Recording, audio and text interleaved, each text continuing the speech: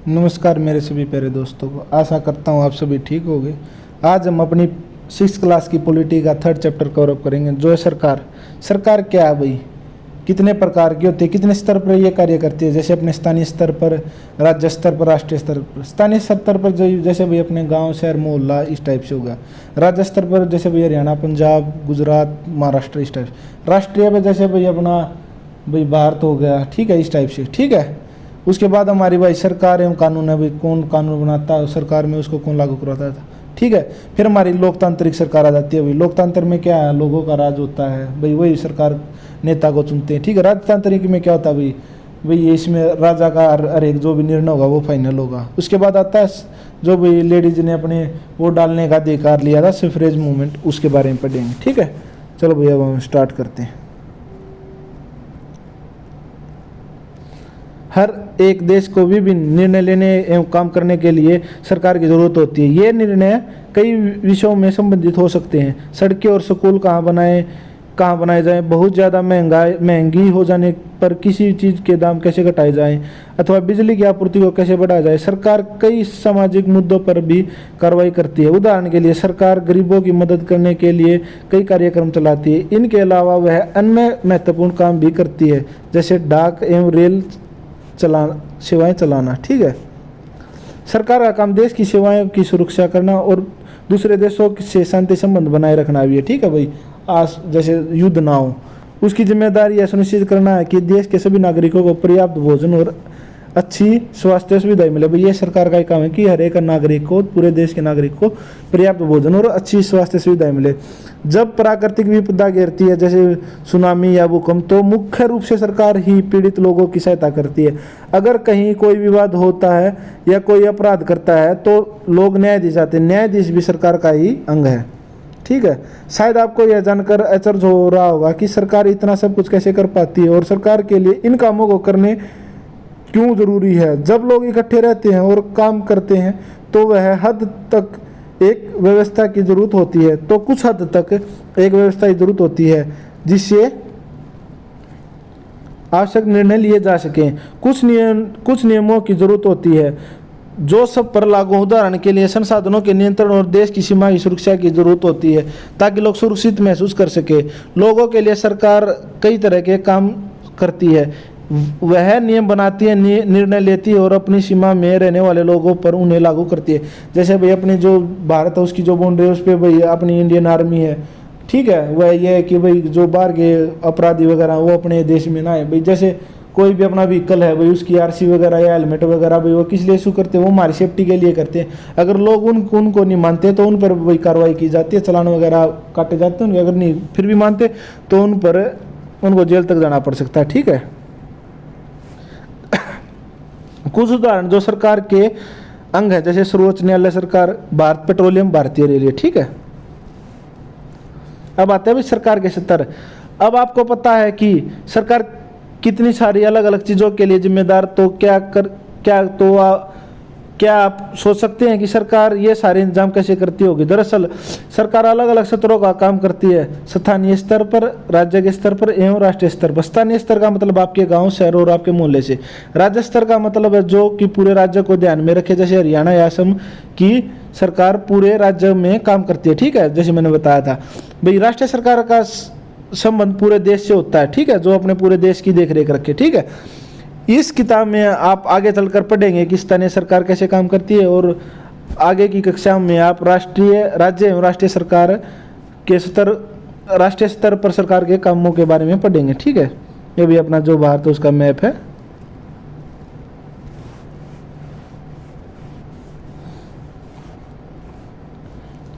ये पढ़ लेना भाई, ये भी कई बार पूछ लेता। आंध्र प्रदेश राज्य के पुनर्गठन के बाद 2 जून 2014 का तेलंगाना भारत का 29वां राज्य बना, ठीक है। 31 अक्टूबर 2019 से जम्मू और कश्मीर राज्य 2 अलग अलग केंद्र शासित प्रदेशों में बांटा गया, जम्मू और कश्मीर तथा लद्दाख। सरकार एवं कानून। सरकार कानून बनाती है और देश में रहने वाले सभी लोगों को वे कानून मानने होते हैं। केवल यही वह तरीका है जिससे सरकार काम करती है। सरकार के पास जैसे कानून बनाने की ताकत है वैसे यह ताकत भी होती है कि वह लोगों को कानून मानने के लिए बाध्य करे, जैसे पुलिस के द्वारा वह उन कानूनों को बाध्य करवा सकती है। ठीक है, उदाहरण के लिए एक कानून है कि गाड़ी चलाने वाले के पास लाइसेंस होना चाहिए। अगर कोई लाइसेंस के बिना गाड़ी चलाता हुआ पकड़ा गया तो उसे जेल की सजा काटनी पड़ती है या जुर्माना भरना पड़ता है। ठीक है, सरकार जो कार्रवाई कर सकती है। उसके अलावा अगर लोगों को लगे कि किसी कानून का ढंग से पालन नहीं कर रहा तो लोग भी कुछ कदम उठा सकते हैं। उदाहरण के लिए अगर किसी व्यक्ति को यह लगे कि उसको उसके धर्म या जाति के कारण किसी नौकरी में नहीं लिया गया तो वह न्यायालय जा सकता है, या किसी को लगे कि भाई इस कानून का अच्छे से पालन नहीं हो रहा तो भाई लोग हस्ताक्षर अभियान भी चला सकते हैं, या भाई एक साथ इकट्ठे होकर भाई उसके दौरान प्रदर्शन भी कर सकते हैं। ठीक है, सरकार के प्रकार, सरकार को निर्णय लेने और कानून का पालन करवाने यानी उन्हें बाध्य बनाने की शक्ति कौन देता है? चलो भाई ये पढ़ते हैं। ठीक है, इस प्रश्न का उत्तर इस बात पर निर्भर करता है कि भाई आपका कौन सा देश और वहाँ पर कैसी सरकार है, जैसे लोकतांत्रिक सरकार है या राजतांत्रिक सरकार। लोकतांत्रिक सरकार होगी तो भाई वहाँ पे लोगों को लोग वोट डालते हैं तो लोगों को ही अंतिम निर्णय लेने का हक होता है। और अगर राजतांत्रिक सरकार है, ये आपसे पिछली बार भी क्वेश्चन पूछा गया था कि भाई जो राजतांत्रिक सरकार उसमें लास्ट निर्णय किसे लेना होता है? राजा को लेना होता है। ठीक है, चलो पढ़ते। लोकतांत्रिक में तो लोग ही सरकार को यह शक्ति देते हैं। ठीक है, लोग ऐसे चुनाव के माध्यम से करते हैं, वे अपनी पसंद के नेता को वोट देकर चुनते हैं। एक बार चुन लिए जाने के बाद यही लोग सरकार बनाते हैं। लोकतंत्र में सरकार को अपने निर्णय एवं उठाए गए कदमों का आधार बताना होता है और सफाई देनी होती है। ठीक है, एक दूसरी तरह की सरकार होती है जिसे राजतांत्रिक सरकार कहते हैं। इसमें राजा या रानी के पास निर्णय लेने और सरकार चलाने की शक्तियाँ होती हैं। राजा के पास सलाहकारों का एक छोटा सा समूह होता है जिससे वह विभिन्न मुद्दों पर चर्चा करते हैं। ठीक है, अंतिम निर्णय लेने की शक्ति उसी के पास होती है। ठीक है, लोकतंत्र के समान राजतंत्र में राजा या रानी को अपने निर्णय के आधार नहीं बताने पड़ते। ठीक है, ठीक है भाई, जो राजा रानी उनको अपने आधार नहीं बताने पड़ते और न ही अपने निर्णय की सफाई देनी पड़ती। लोकतांत्रिक सरकार, भारत एक लोकतांत्रिक है।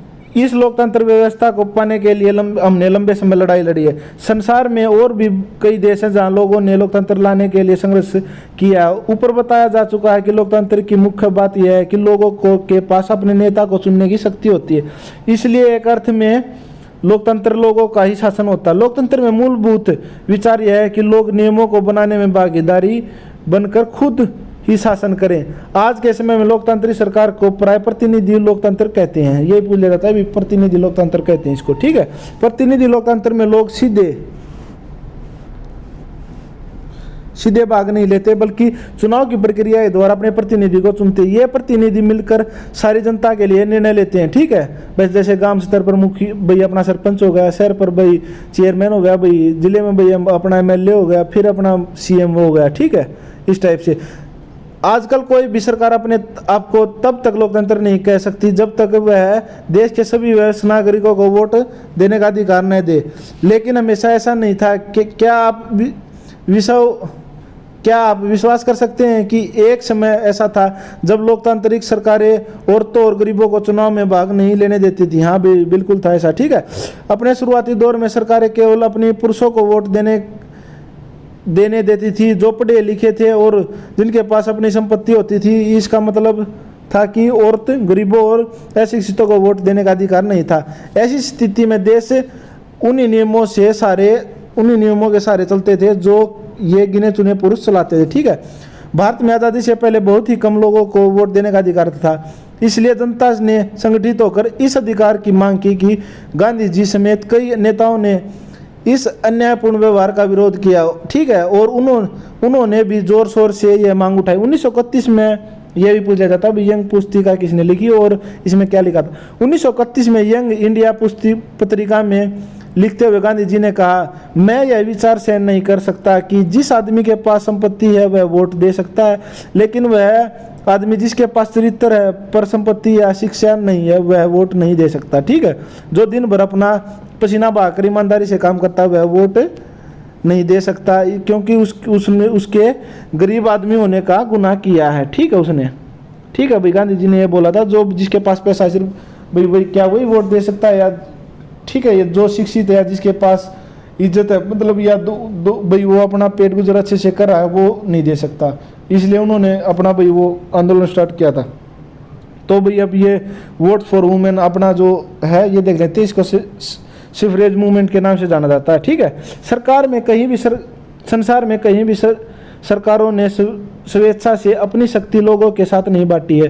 पूरे यूरोप और अमेरिका में महिलाओं और गरीबों को सरकार के कार्यों में भागीदारी के लिए संघर्ष करना पड़ा। महिलाओं द्वारा मताधिकार के लिए किए गए संघर्ष ने प्रथम विश्व युद्ध के दौरान और मजबूती पकड़ी। इस आंदोलन को महिला मताधिकार आंदोलन कहते हैं, ये भी पूछ लिया जाता है भाई। और कौन सा आंदोलन था सफरेज मूवमेंट, ये भी पूछ लिया जाता है सीटेट में। और अंग्रेजों में इसे सफरेज मूवमेंट कहते हैं। ठीक है, सफरेज का मतलब होता है वोट देने का अधिकार। युद्ध के दौरान बहुत से पुरुष लड़ाई में थे, इसलिए महिलाओं को उन कामों को करने के लिए बुलाया गया जो पहले पुरुषों के काम माने जाते थे। जब महिलाओं ने विभिन्न प्रकार के काम और उनकी व्यवस्था करना शुरू किया तो लोगों को यह देखकर बड़ा आश्चर्य हुआ कि उन्होंने महिलाओं और उनकी अक्षमताओं के बारे में क्यों इतनी गलत रूढ़िवाद धारणाएं बना रखी थी कि महिलाओं ये काम नहीं कर सकती। ठीक है भाई, इस तरह ये क्यों हुआ, क्योंकि उन्होंने उनके मन में भाई गलत रूढ़िवाद धारणा थी। ठीक है, कि महिला ये काम नहीं कर सकती या महिला भाई कोई सिक्योरिटी वगैरह की इस टाइप से नौकरी नहीं कर सकती, ये उनकी भाई रूढ़िवाद धारणा थी पहले। ठीक है, इस तरह महिलाओं को निर्णय लेने में समान रूप से योग्य माना जाने लगा। महिला मताधिकार आंदोलन के साथियों ने सभी महिलाओं के लिए वोट देने के लिए अधिकार की मांग की, उनकी आवाज सुनी जाए, इसके लिए उन्होंने जगह जगह पर अपने आप को लोहे की जंजीरों में बांधकर प्रदर्शन किया।